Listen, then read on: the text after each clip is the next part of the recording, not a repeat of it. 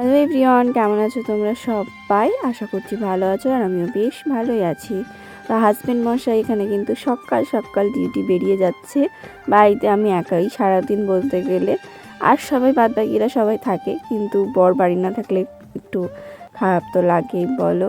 তো তারপরে ঠাকুমা এখানে পুজো দিচ্ছিল সকালবেলা। আমাদের বাড়িতে কিন্তু পুজোটা ঠাকুমাই দেয় সকাল সন্ধে, আর দুপুরবেলাটা মা করে দেয়।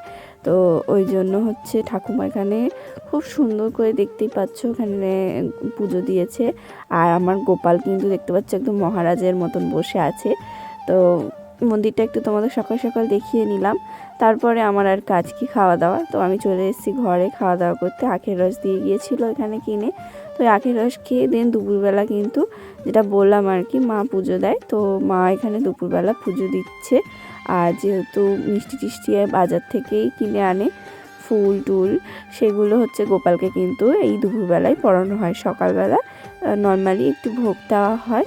যেহেতু গোপাল যাদের বাড়িতে আছে তারা জানোই যে 4 বেলা তাদের নিয়ম করে কিন্তু ভোগ দিতে হয়। তো তারপরে দুপুরবেলা খাওয়া দাওয়া করার পরে কিন্তু আমি এখানে ক্যাম্পা খেয়ে নিচ্ছিলাম। আর এটা আমার শ্বশুরমশাই এনে দিয়েছে, তো একটু ভালোই লাগে খেতে।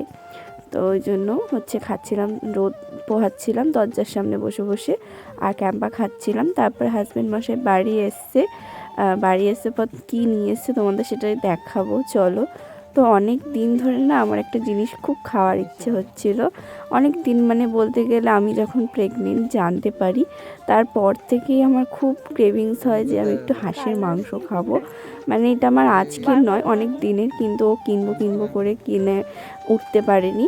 তো ওই জন্য আজকে হচ্ছে পেয়েছে ভালো জায়গা থেকে, তো ওই জন্য নিয়ে এসছে আমার জন্য।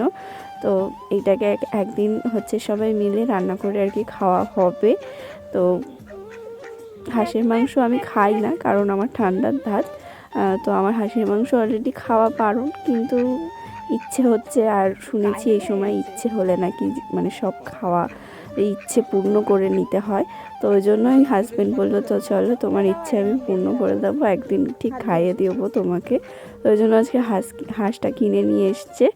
আর রবিবার হয়তো সানডেতে এটা রান্না হবে, তো তোমাদের অবশ্যই দেখাবো। তারপরে কিন্তু আমার হাজব্যান্ড হচ্ছে একটু পকোড়া নিয়ে এসেছিলো, সেটা একটু সন্ধ্যাবেলা টিফিনে খেয়ে নিলাম। তো ভিডিওটা তোমাদের কেমন লাগলো অবশ্যই জানিও। টাটা।